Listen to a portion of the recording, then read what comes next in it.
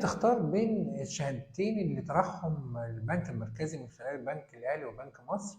طبعا كلنا عارفين ان الشهاده الاولى 19% سنوي لمده 3 سنين. الشهاده الثانيه بعائد متناقص بيبدا من 22% في السنه الاولى، بتنقص ل 18% في السنه الثانيه، بتنقص ل 16% في السنه الثالثه.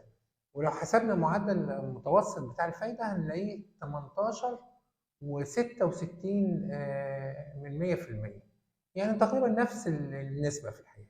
فيمكن زي ما بيقول طارق متولي نائب رئيس مجلس بنك بلوم السابق بيقول إن أنا بنصح بالشهادة 19%، يعني كراجل مصرفي في الحقيقة هي مش هتفرق سواء 19 أو الفايدة المتناقصة، لأن هي برضه معدل قريب من بعض، لأن طبعا مش معقول إن البنك هيدي شهادة بفرق كبير عن الشهادة الثانية، يعني كلام مش منطقي في الحقيقة. لكن خلينا نقول القرار المفاجأة في الحقيقة النهارده نزل بالبنك المركزي بالشهادات 19 و22 متناقصة.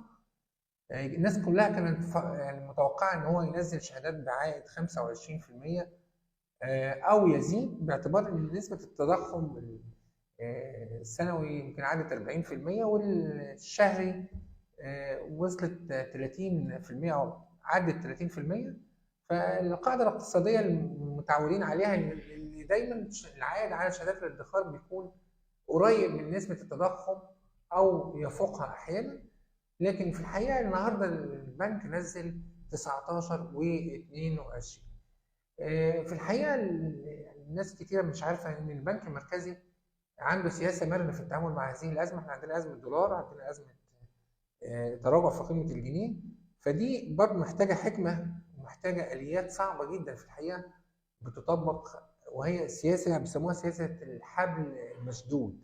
الحبل المشدود هي فكرتها قائمة على إن أنا لازم أعمل سياسة نقدية تحقق الحفاظ على معدل التضخم وتنقصه، ده من جانب. من جانب آخر إن هي برضه ما تعملش ركود في السوق. النهارده لو البنك المركزي أصدر شهادات ادخار بقيمة أكتر من 25%، يقينا الناس كلها هتروح تاخد فلوسها تحطها في البنك، لأن برضه في النهاية البنك اسمه بنك الدولة، بنك الفلوس متحافظ عليها عند الدولة. الدولة برضه ما زال معدلات الثقة في الدولة ومؤسساتها كبيرة عند المواطن العادي. حتى الواحد اللي بايع شقة بايع أرض، الفلوس دي هي شقة عمره، هي كل ما له في الحياة يحطها في البنك كمكان آمن في الحياة.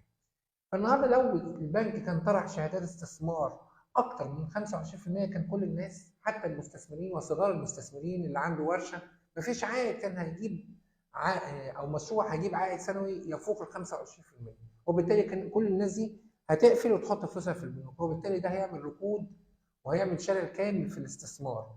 ففي الحقيقه سياسه البنك المركزي لازم الناس تفهم الكلام ده كويس، ان انا بحافظ على التضخم اللي هو ضعف القوه الشرائيه للجنيه وارتفاعات الاسعار، ده من جانب من خلال ان انا بحاول اسحب السيوله بعائد معقول نسبيا اللي هو 19 و22. على الجانب الاخر ان انا برضو مش عايز يعني اقفز بمعدل العائد اكتر من 25 عشان ما تعمليش ركود ويبقى كده انا ما عملتش حاجه جديد، زي ما بنقول كده بالعاميه دي تكحلها عامتها. وبالتالي في الحقيقه قرار البنك المركزي قرار رائع بنحيي عليه مجلس اداره البنك المركزي. وانا عايز برضه اقول للناس، انا عامل كصحفي في الحقيقه، قرار اتخاذ طرح شهادات او ارتفاع الفايده او زياده معدلات الفايده، ده قرار يا جماعه يعني زي القرارات العسكريه كده، قرار في غايه السريه في غايه الخطوره، ما حدش بيعرفه خالص في الحقيقه الا يمكن قبل صدوره ربما بدقائق كمان.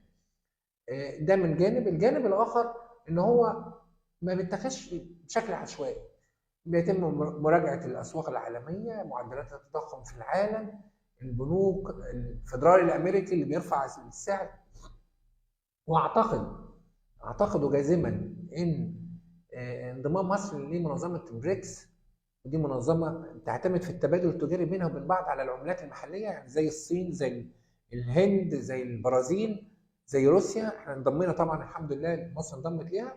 ده معناه ان انا مثلا بجيب قمح من روسيا. كنا زمان بنعتمد على الدولار كعمله اساسيه، دلوقتي انتهى موضوع الدولار ودلوقتي هم بيدونا مثلا الايوان الصيني، مثلا لو احنا هنجيب بضاعه من الصين نديهم بالجنيه المصري بيعتمدوه وناخد منهم بالايوان الصيني. آه، بالهند برضه بناخد الروبيه الهنديه او الروبل الهندي، وهم بياخدوا الجنيه المصري. دي في الحقيقه تاخر انضمامنا لها كثيرا جدا، واعتقد ان احنا لو يعني ان شاء الله طبعا احنا انضمينا فعليا، المرحله الجايه دي من هدفها تقليل الاعتماد على الدولار.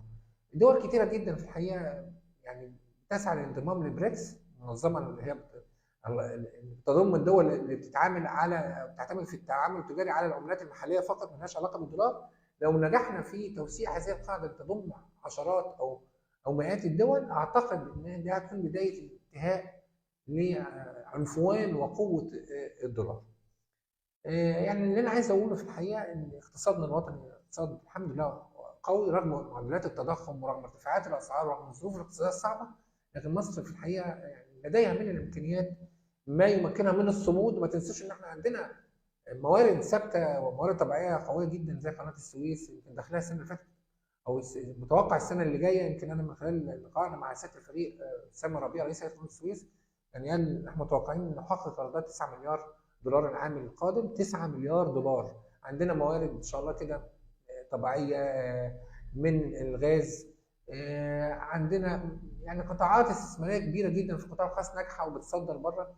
الصوره ليست سوداء كما يروج لها البعض، وانا عايز الناس تتمسك بالامل وتتفائل، وان شاء الله يعني خلونا نتفائل ان معدلات التضخم على الاقل تقف او تتراجع المرحله القادمه زي كل التوقعات الاقتصاديين ما بتقول. حبيت اقول الكلمتين دولت النهارده، ونقول ليه البنك المركزي ما طرحش شهادات تزيد عن 25%؟ ليه البنك المركزي حط القيمه ب 19 او 22؟ ليه انا شخصيا متفائل المرحله القادمه، لكن للاسف الشديد البعض مننا احنا كمصريين عندهم جينات فرعونيه هي فيها الجبروت في الحقيقه. البعض بيتاجر او بيضارب على الدولار وده جزء من الازمه. البعض الاخر بيشتري ذهب، يمكن قفزه كبيره جدا في اسعار الذهب في مصر، يمكن وصلت عدت 30% معدلات الزياده، بينما الذهب في الاسواق العالميه ما زادش اكثر من 9%. جنون وخوف ورعب وعامل نفسي كل ده مأثر على الازمه الاقتصاديه في مصر وبيزيدها تعقيدا. عشان كده لازم الناس في الحقيقه تاخد المعلومات من مصادر موثوقه. بشكر حضراتكم. كنت معكم الصحفي هاني عبد الرحمن.